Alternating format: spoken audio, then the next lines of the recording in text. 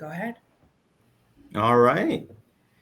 Good morning slash afternoon for everyone that's attending the panel here today. I first and foremost want to start by thanking everyone for joining us in our discussion today. And more than anything, great luck with the job search today. I know we have an event as well today, but definitely appreciate you all joining the panel today and just having a conversation about with us about navigating cultural identity in the workplace. I have some fantastic panelists event guests here with us today as well. They're going to help us kind of monitor that conversation and ask some questions around it. And I certainly hope people get some value out of that conversation today. So before I introduce our panelists today, I did want to kind of set the mark here with what our conversation is going to be about today. Okay, so really what we want to focus on today is exploring the balance between embracing cultural identity and integrating into diverse work environments. So as many of you all know, in today's globalized workforce, cultural identity plays a crucial role in shaping how professionals interact, communicate, and contribute to their organizations. For Hispanic professionals like myself, navigating cultural identity in the workplace can involve balancing the desire to honor and express their heritage with the need to integrate into diverse and often multicultural work environment. This topic explores how cultural identity can enrich the workplace by fostering creativity, innovation, and a broader range of perspectives while addressing the complexities that come with integrating personal cultural values and practices within an organizational culture. This discussion will offer insights and strategies for both employees and employers on how to navigate cultural identity in a way that enhances workplace harmony and leverages the strengths and diverse cultural perspectives bring to the table. So, with that, I'd first like to introduce myself. My name is David Cortez. I'm from an organization called Talent Ally. And essentially, what we work to do is connect employers with diverse job seekers like myself and like many of us here in our event today. And joining us today, I have three fantastic panelists. First and foremost, I want to introduce Ana de Pelo Garcia. Just a little bit about her, and I'll let her add on anything that I may miss. But Ana de Pelo Garcia is passionate about making a difference for the culture and future generation of Latinas. She is a fierce advocate for equal pay and preparing Latinas for success in the workplace. She has received numerous recognitions for her work. In 2013, she received the Silicon Valley Business Journal Woman of Influence Award. And in 2017, she was named Woman of the Year by the Women Healthcare Executives. In 2018, she was also recognized by the National Diversity Council as the top Latino leader. And in 2019, she received the Latino Business Leadership Award by the Silicon Valley Business Journal. She has been featured in Forbes, on National Public Radio, and in the New York Times for her work as her founder in Lean in Latinas. Everyone, welcome Ana de Pelo Garcia. Thank Raul, I also want to introduce Raul Delgado from State Farm. Raul Delgado is currently an Express Claims Section Manager in Phoenix, Arizona at State Farm Insurance. In his current role, Raul is responsible for overseeing the Spanish teams, staffing, and subrogation efforts for the department. Raul joined State Farm in 2013 after being recruited at the National Society of Hispanic MBA's annual conference as a CCC supervisor. Since then, he has gained leadership experience in various departments, including initial loss reporting, IR, ECC sales and service, and auto property express. Recently, it was announced that Raul will be transitioning to a new role as a claims section manager in auto property complex. Raul holds a BA in music performance from Northern Arizona University, a Master of Business Administration from Grand Canyon University, and the Chartered Property and Casualty Underwriter Professional designation. Everyone, please welcome Raul Delgado. And lastly, one of our very own, Russell Esquivel. Russell Esquivel served as Apollo Group's first National Director of Latino Affairs, which oversaw the largest Latino higher education student enrollment in the nation. He created University of Phoenix's first Diversity Affairs and Partnerships Office and works to establish or lead partnerships with Hispanic Heritage Foundation, Hispanic Scholarship Fund, Unidos US, and the Hispanic Chambers of Commerce. He also served as a national board of director for ALFA, the Association of Latino Professionals for America, and he was named 40 under 40 Hispanic professionals by Chicanos por la Causa. Everyone, please welcome Russell Esquivel. Well, thank you everyone again for joining the panelists. And with that, I want to get right into the discussion. And I do have some questions here that I kind of want to gather our conversation about today. So one of the first things I want to kind of go through is I wanted to ask everyone here on the panel, how has your cultural identity influenced your career path and professional decisions thus far in your experience? Yeah, I can get started. First of all, thank you, David, and I'm so happy to be here. And thank you to all of our guests that have joined this discussion. So again, my name is Ana DePello Garcia. I'm the founder and president of Lean in Latinas, and I really love that question around how has my cultural identity influenced my career path.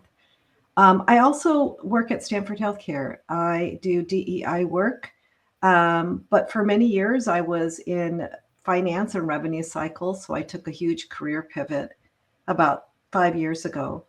As I was climbing the ladder from an hourly employee at Stanford Healthcare to becoming the first Latina executive director, I was just going from one level to the other, supervisor, manager, director, to an executive director. What I didn't realize until about 6 years ago is that I was also climbing the ladder to identity.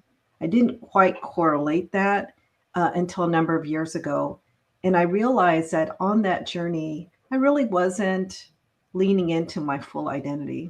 I felt that I had made a lot of concessions along the way, whether it was to assimilate the best that I could, to talk about topics that I thought the majority would want to hear about or be acceptable in the environment that I was in. And I realized that those were concessions I was no longer going to make in my career. And I just fully leaned into who I am. I am unapologetically Latina, and I've really come to appreciate that diversity matters in the workplace and it makes a workplace stronger. So my identity really impacted probably the majority of my career. But I'd love to hear how my fellow panelists, what their experiences might have been as well. Sure. I can go next. Thank you for that, Anna. And good morning, good afternoon, everyone. I appreciate the opportunity to be here, be with you today. What I'll say is, being bilingual and being bicultural is a superpower. Okay, lean into it. Do not shy away from it, because that has served me well in my 10 years, 10 plus years in corporate America. And even when I made the decision, so I'll tell you a little bit about my background. So I graduated, you heard in my bio, with music performance degree, and then I taught music for 3 years, and realized I did not want to do that for the rest of my life. Then I got to thinking, okay, what else would I have studied had it not been music, and what else can I do that's going to give me job security, and I can use the skill set that I have of being bicultural and being bilingual. And I either law school or business school for me, and I opted for business schools. And demographic data was on my side, because this was around 2010 that I started and graduated in 2013. And I was just recently studying this. In the last decade, Hispanics and Latinos, our spending power has doubled at twice the growth than any other demographic. Companies need people that are bicultural and bilingual, and that has served me well. Um, where since I've been at State Farm, I've had the opportunity to lead bilingual teams, non-bilingual teams, um, and we've been very intentional about going after this very, very important market, because the market's ever growing. So what I'll say is don't shy away from it, because it is a superpower. Put in the work, get to know people, and always find out how can your cultural identity and your the superpower of being bilingual, if you are bilingual, how can that lead to business results? Because it can lead to business results. Um, Thank you, Raul. Anna, you said something that I want to probably touch on later that I love. Unapologetically Latina. I I love that. And but let me answer the question, but I'm sure we'll get to that. Okay, because I feel the same way as you. But um, absolutely, my cultural identity, background, neighborhood has influenced my career path from the very beginning till today. I mean, just drawing from a story from when I was younger, you know, my father and all of my uncles, they, you know, they worked factory jobs, hard workers, factory jobs, and that's what I knew, right? And when my mom asked me, you know, like all moms do, what do you want to be when you grow up? I said, I said a regular man. That was my response for a long time. It killed her, right? Because she was like, a regular man, what does that mean? And I was like, you know, I want to be like my uncles. They go to work, they work hard, they have a good time, they're in good spirits. And that's not a bad thing. But I think it just speaks to, you know, we need to visualize Hispanics in all different types of roles, right? We need to see that. And when I started to see that is when things changed for me. That concept that of Latinos being high powered, you know, that changed things for me. I mean, even my father. So, you know, my father, when I was in high school, he was filling vending machines, like the vending machine that you guys have in your lobby probably now, right? And he was employee of the month, but he got laid off. And it was my mom that really, you know, mom, the Latina being the leader of the family, said, it's done, it's over. You're going to do something else. So she didn't have a high school education, neither did my father. He decided to go back to school. He got his GED. He went to community college. And then him and I actually went to undergrad together at University of Arizona. He got into exercise science because I think he wanted to be like a PE teacher. He was very athletic. But he started to meet other successful Hispanics as well. And that kind of changed his trajectory. He's like, well, I don't have to just be a PE teacher. And then he told all of us, hey, I'm going to medical school. And even his own family, his own mom said, oh, just be a nurse. It's easier. Like there just wasn't a belief that it could happen, right? I mean, we didn't know a lot of Hispanic physicians in my neighborhood and Raul's neighborhood, which I found out we come from the same neighborhood. But yeah, we lived together while he went to med school and I was an undergrad, and today he's a physician. I mean, from not being a internal medicine physician, not even having a high school diploma. And again, the cultural identity is influenced, and that's why I'm so happy to be on the panel today, and for everybody else to see all of the successful Hispanics that we have around, to create that line of sight for other generations to see what is possible. No, and fantastic points. And not to add on to that, but I'm going to point out the same thing on when you said unapologetically Latina. And Raul, superpower. Yes. I love that too, because I think that's a great segue to the next question is kind of Latinos and Latinas start to get into the workforce, right? So I think these are things that a lot of us experience and have to address it, right? But how would you say, how do you address and overcome the unconscious bias or stereotypes related to the cultural background as you kind of integrate yourself into the workforce? Yeah.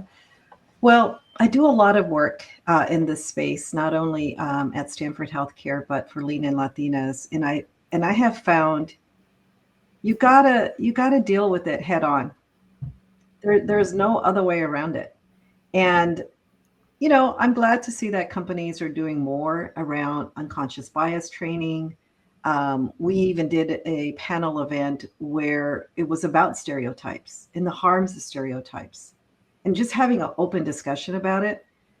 You know, you have to make your space psychologically safe for these types of conversations, because there's a lot of deep rooted feelings, histories for people.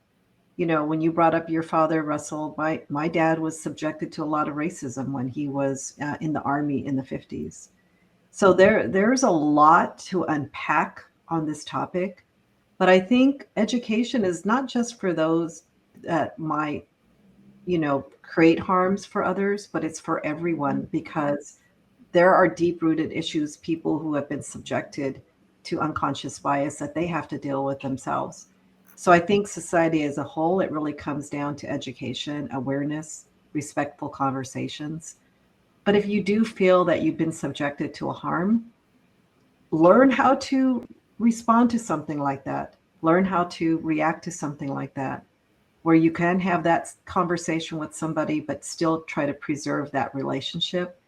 But the good thing is, this is not something we talked about in the workplace 20 years ago, 30 years ago. Who talked about it? I don't remember anybody talking about it. We have not eradicated these issues in the workplace, but I'm happy that we're talking about it even right now. Yeah, no, thank you, and I completely agree. I think step number one is talking about it, and I love what you said about address it head on. For me Yes. personally, since I came up, been a decade in corporate America, there's been a lot of progress in this space, a lot of progress, and constantly evolving and moving toward progress. So me personally, I can't, and I genuinely mean this, I can't think of a time when someone has, to my face, done or said something that was biased because of my cultural identity. Um, well, maybe I'm just oblivious too, uh, but I don't let it get to me. I mean, that's how I deal with it. If someone thinks that I've gotten to where I am because of my culture, because I'm bilingual, well, no, I think it's because I have an MBA and I have a CPCU designation, and I've worked very, very hard and very effective at what I do. So that's not a me problem. That's a their problem. Um, and so take the time to maybe educate them um, about our cultural identity and what makes us us. We work hard. We learn that from our parents. We learn that from our grandparents. My grandma, who sold vegetables in an open air market to feed 13 kids so they can go to college, so then in turn I can go to college, told me, even if your job is to sweep the floor, do it well and do it with pride.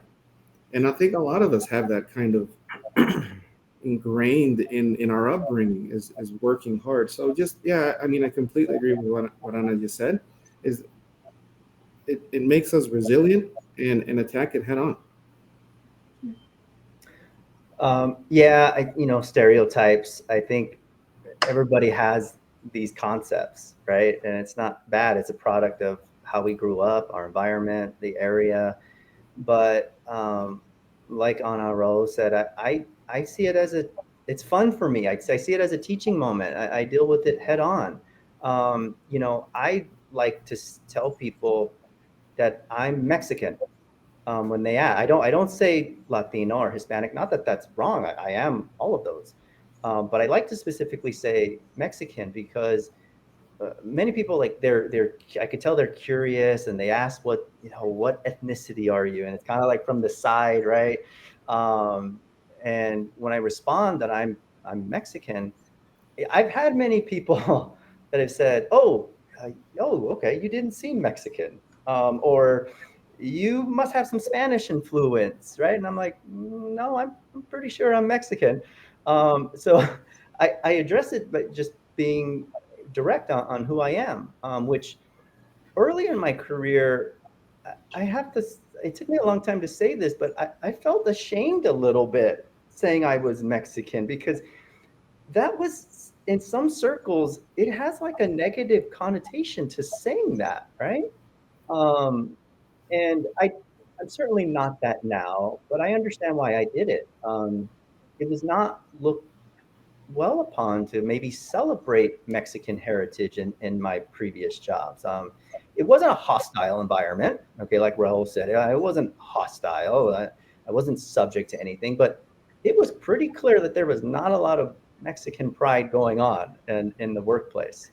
And it wasn't until I started meeting these executives from like Alpha or the Hispanic Caucus or Hispanic Association of Corporate Responsibility or High Tech, the Hispanics and Technology. When I met these individuals, not only made it okay, but made it exciting as well too. Really exciting, right? I think Raul said, being Hispanic, being bilingual, it's a skill set, right? And it's something that we need to embrace, I believe. Oh, and you bring up some good points, right, Russell? I think one thing that's stuck with me was the feeling of being ashamed or embarrassed about being Mexican. And obviously with many of us, with having different colleagues of different ethnicities, different groups, I think it does bring a lot of curiosity, right? So what I would ask to the group with that is, what strategies have you used to educate your colleagues about your culture and try to break down some of those cultural barriers that you may have in the workplace? I would probably say just be loud and proud of who you were. And that's not something I would have said 25 years ago, whatever. And, Russell, you're exactly right.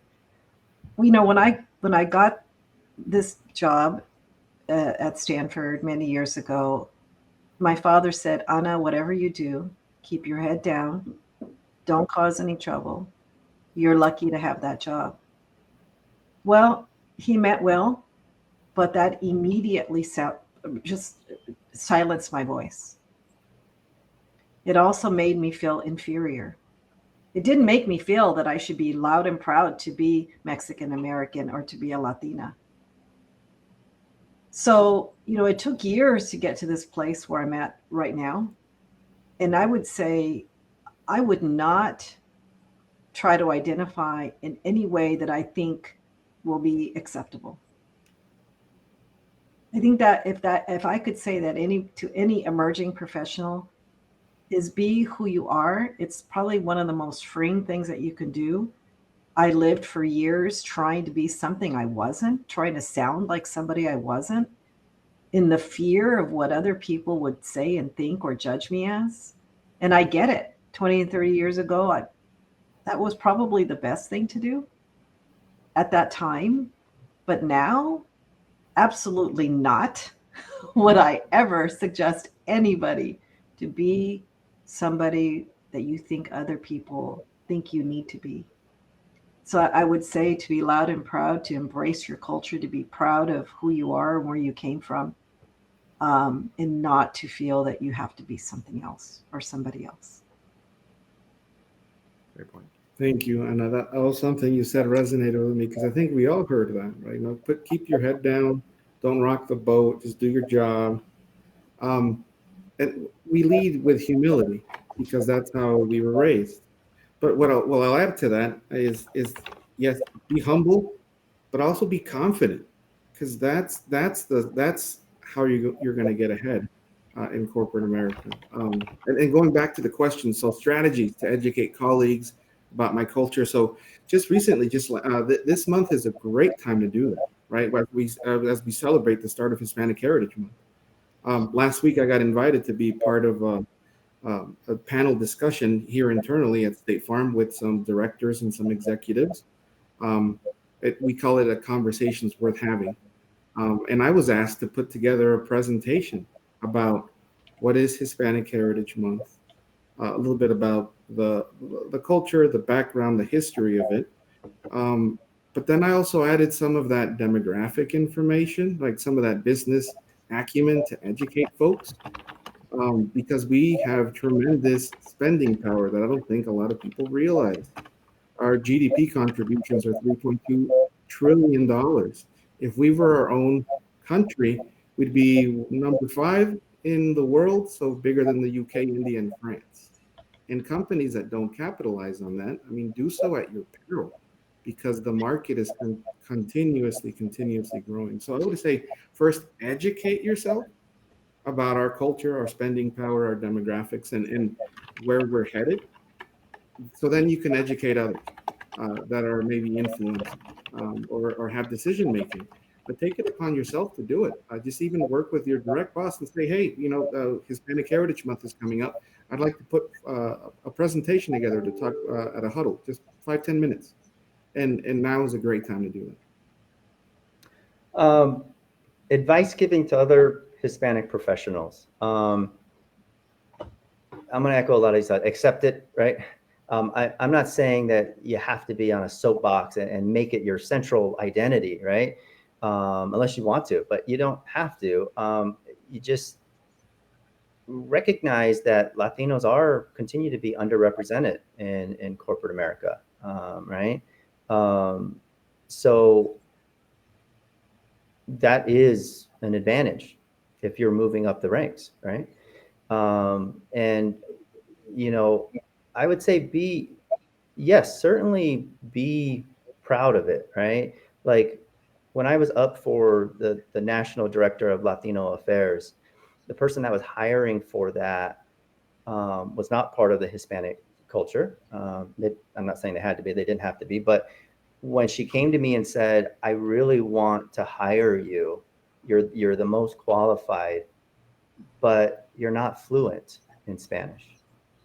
And she said it in a way that made me feel like I wasn't Mexican enough or something like that. I remember the odd feeling because to me, I'm again, I'm gonna say it again, I'm 100% Mexican, right? And if you go back to my neighborhood, nobody doubts that, but I was being doubted by the company that I wasn't Mexican enough. And I kind of had to educate, hey, there's a lot of different types of Hispanics. It's not just, there was one concept of what they wanted this Hispanic to be to lead their organization.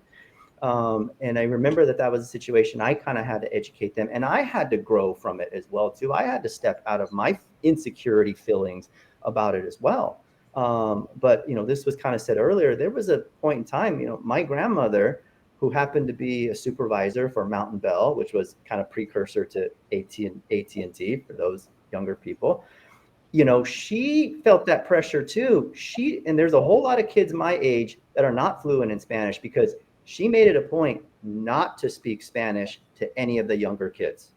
We all grew up around Spanish all the time, but when you spoke to the kids, you spoke English because she wanted to assimilate, right? And so there's a lot of layers to this onion, I guess is what I'm saying, right? But definitely though, don't reject it, accept it, and stand up for yourself when you need to. But that was a pivotal moment in my career. Standing up when she didn't want to give me the job because she felt I didn't fit the model of what a Hispanic was. But I ended up getting it. So. No, fantastic points by all of you. I think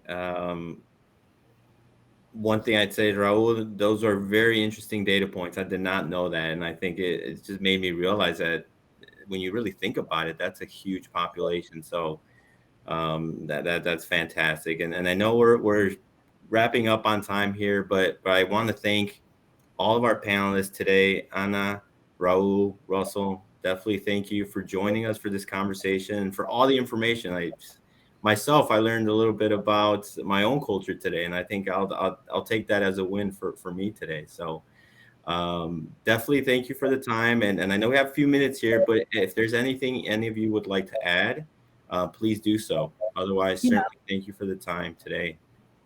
I definitely want to add, for those of you who have not had an opportunity to see the newly published Lean In State of Latinas in Corporate America report, please look at that report. I'm one of the writing contributors.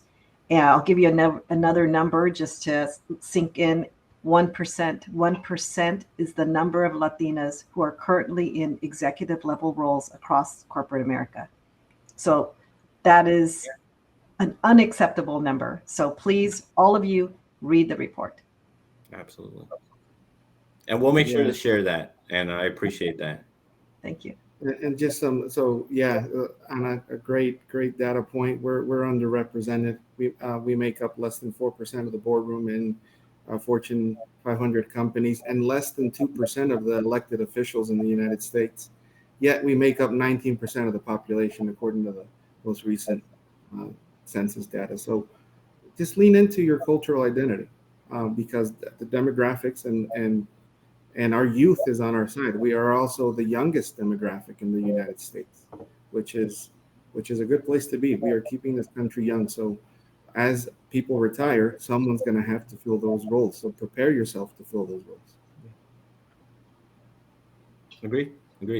Well, I really appreciate it again, and we'll make sure to share all of that information. Ana, Raul, if there's any information you want to share with us, please do so, and we'll disseminate that out to the registrants.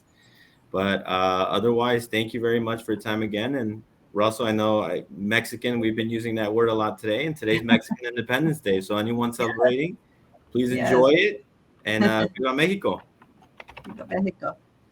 Thank you, everyone.